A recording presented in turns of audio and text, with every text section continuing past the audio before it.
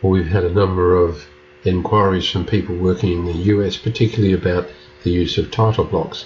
Here's a little example. This is an architectural B-size sheet, and in order to create that title block, I've just drawn directly on the B-size sheet. It's one of the smaller of the architectural series, and drawn directly into this layout environment the sort of title block that I want. I've turned that into a block and saved it. Well, I've taken a copy of that block and saved it as a separate drawing. Let's have a little look at the way it is structured.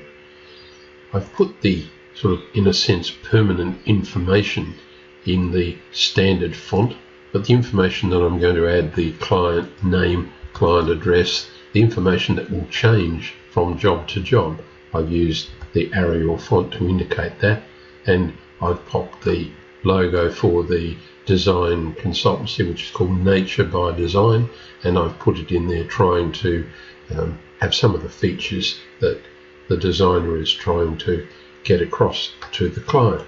So there's our, I'll zoom extends, there's our title block completed.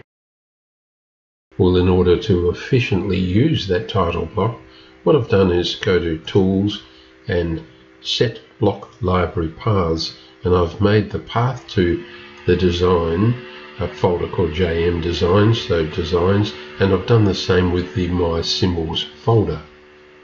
Let's cancel from there, and let's imagine now that we wanted to set up, say, a larger architectural sheet. So we can say Format, Layouts, New, and we'll just leave it here and scroll down. We want architectural, we've got D, so we want E, a very big sheet, and we go to landscape and OK. So now let's move to layout 1, the one we just did, and we'll zoom extents. Now we want to pop this title block in here. Now, because we have changed the location of the pointer to the symbols, we can simply say gCADPlus library plants MySymbols, and if we go into here, I've divided them into details and doors and the logo and the title and some windows and so on. We want the title block, so we want that title block. Now we're told the block is already in the drawing. Do we want to redefine it? So we'll say no and just insert it into the drawing. It's coming in, and you'll notice we can pop it down before. Now, because it's a very big drawing, our title block looks a little small, so there's nothing wrong with selecting it and picking it there and scaling it by a factor of, say, 2, and then moving the title block to the left to put it in an appropriate position.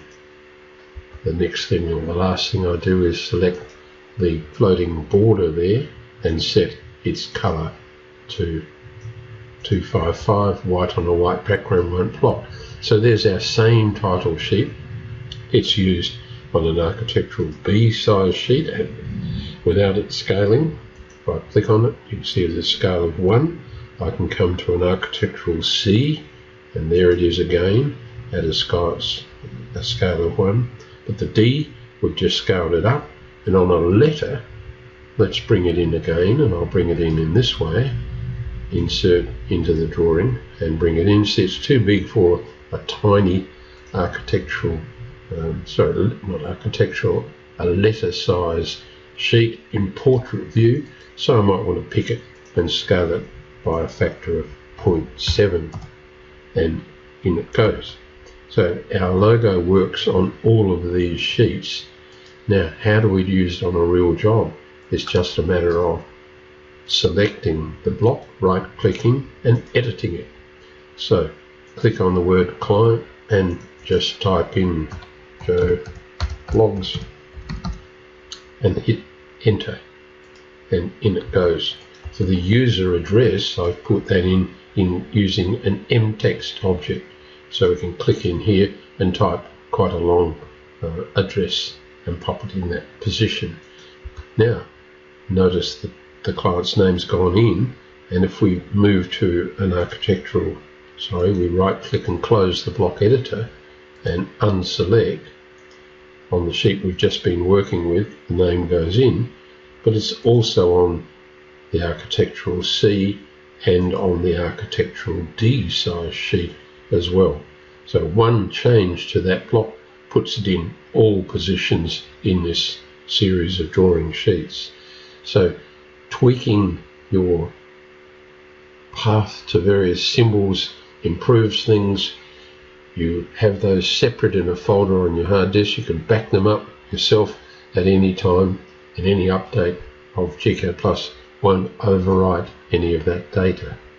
But it's a valuable store, so you should from time to time copy it and put it on a backup device such as a USB. So I hope that helps with title blocks in the USA environment. The principles here, of course, apply in the metric environment also.